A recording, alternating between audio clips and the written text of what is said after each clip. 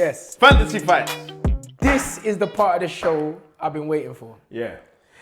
We both have a fantasy fight each. You want to go first? I don't mind. No, you go Okay, first. Cool. Right, my fantasy fight would have been Evander Holyfield, who was at the time the undisputed world heavyweight champion by knocking out Buster Douglas.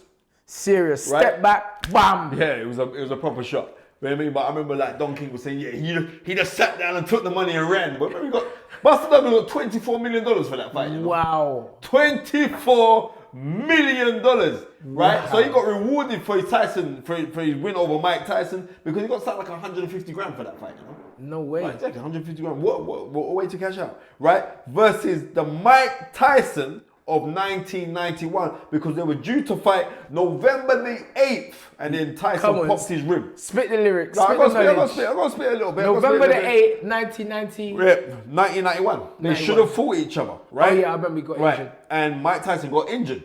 So what you're saying is that's the fantasy fight. You're asking. That is my fantasy fight, because at the time, Evander Holyfield, I think he was 26-0. Yes. Right? And he was undisputed cruiserweight champion. Then he moved up in weight, and then he moved up in weight, and then he was ready to go to war and go to blows with Iron Mike Tyson.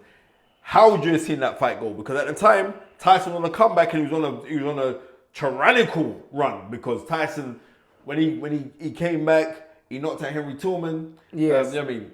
Remember, Henry Tillman beat Mike Tyson in the USA box. Yeah, amateurs, yes. Yeah. But I remember Mike Tyson floored him with a body shot. Do you remember that? Yes. But Tim was on his feet, just he kept on popping. And he beat Mike Tyson. They fought twice, and he beat Mike Tyson twice. So, Mike Tyson, when he came back, he knocked out Henry Tillman. Yes. Right. I remember Tillman challenged Evander Holyfield for the world title. But remember, Tillman went on to win the gold medal in the Olympics, you know? People seem to forget that in 84. Tillman was, you know what I mean? Right? So, Henry Tillman, then it was Alex Stewart. I remember he bowls over Alex Stewart, he throws an overhand right. Yes. Boom! Yes. Like, Alex Stewart. Isn't that one where the ref nearly got clapped? No, that's Lou Savarese. Lou Savarese. That was in Scotland. It was in Scotland. Yeah. You know what I mean? Alex Stewart. Then he had two really tough wars with Donovan Razor Ruddock. The Yard Man. You ever come to knock him over to the right? Yeah. Donovan Razor Ruddock. Donovan Razor Ruddock, I remember they was making comparisons, maybe because of facially with him and Sonny Liston. And Donovan Razor Ruddock was knocking out heads. One of the most brutal knockouts I've ever seen was when he knocks out Michael Doaks. You seen that? He winds up he winds up and he throws that big, horrible left hook. The smash he used to call that shot. He knocks out Michael Doaks. But then he fights Donovan Razor Ruddock. And the first fight was kind of controversial stoppage because he got stopped in the 7th round.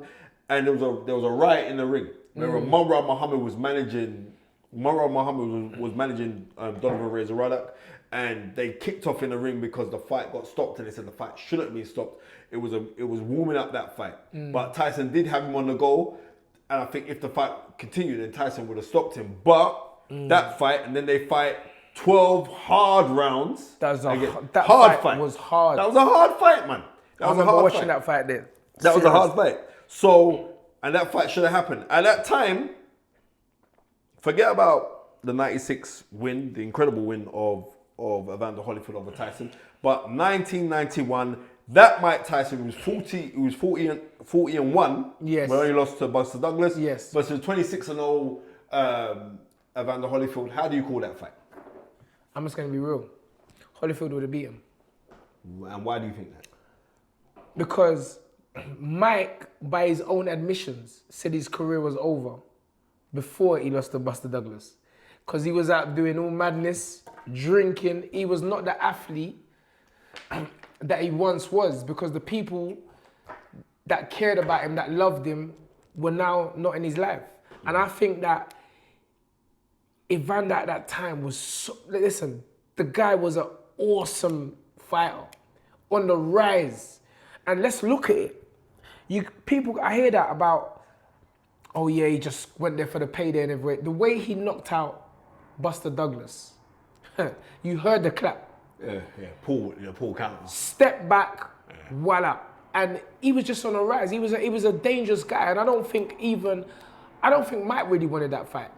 It was the wrong fight for Mike Tyson stylistically. And you had a guy that had no fear. Mike Tyson was very well managed. I'm just being honest. I'm not saying he wasn't great. Of course he was. Look what he done to Trevor Berbick. I remember that fight. Trevor Berbick, one of your people. He broke up Trevor Berbick.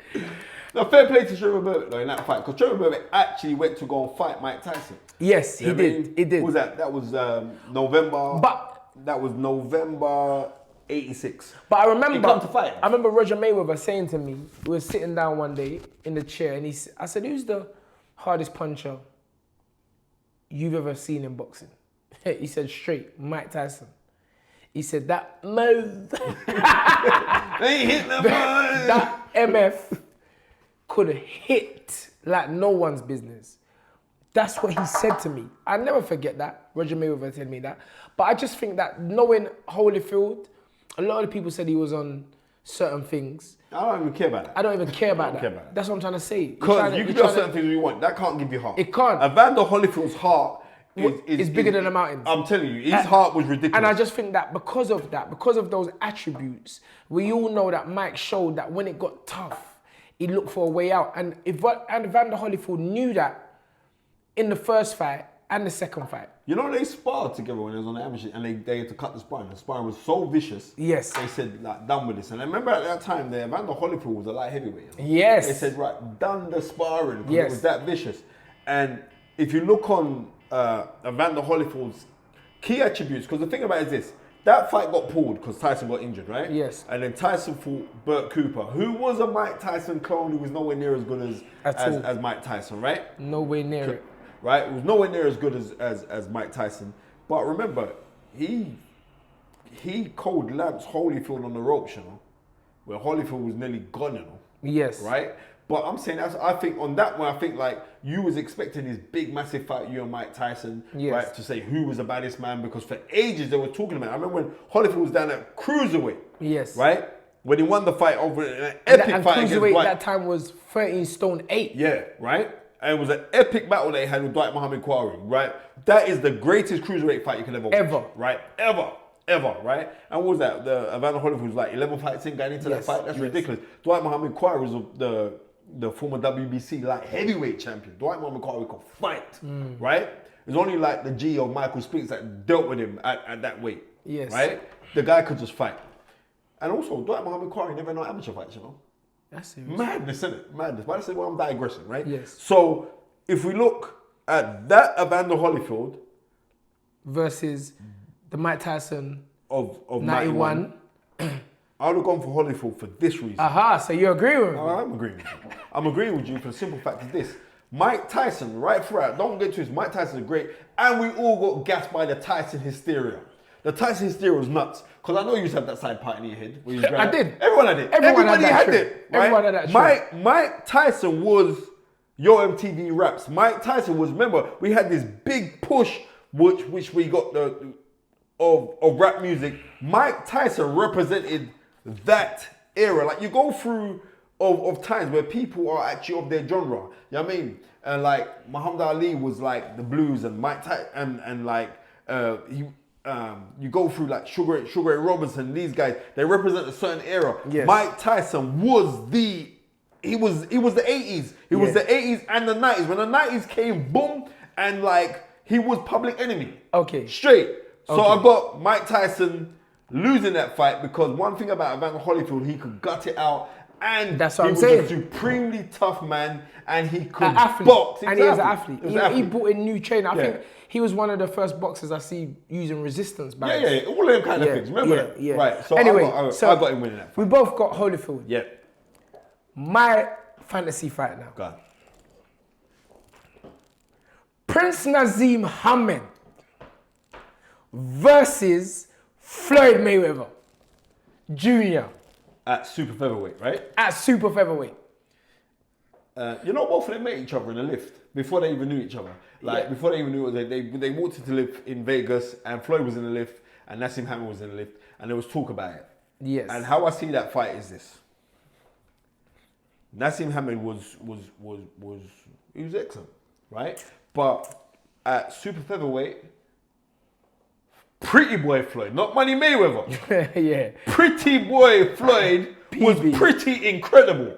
That's right? true. That's and true. just his win over Hernandez, people don't know how good Hernandez was. Hernandez was excellent, you know. Yeah, I think- Gerardo Hernandez. I think his incredible only fighter. loss up until that was against Oscar De La Hoya. Oscar, yeah. Right? And that was at lightweight. Yes. Right? So, and he come down back in weight, and I would have Floyd beating Naseem Hamed. For the simple reasons, Floyd, and he's proven his fundamentals or sparring with great men when he was 15 years old. He was sparring with Azuma Nelson. That's serious. Right? Azuma Nelson is the greatest African fighter of all times. All of these kind of things, don't get twisted. Naz was bad. Don't get twisted and say that Naz wasn't bad. The night Naz beat Steve Robinson was incredible. But in saying that, the caliber of opponents that he went through, right? Floyd, far more superior. And Floyd was a killer at super featherweight. And we got to be real. Floyd was knocking out brothers at super featherweight. Right? Vicious. He didn't have no bad hands them times there, or none of those kind of things. Floyd, at that weight, Floyd was a G. I think it was the Manfredi fight. It might be the Manfredi fight.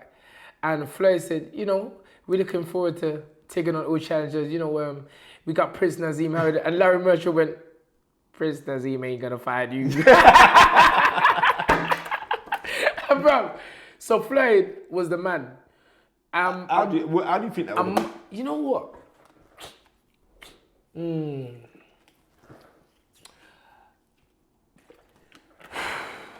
I just think the Naz, you talk about Pretty Boy Floyd, yeah, but also you have to think about the Naz who was with Brendan Ingle. Yeah.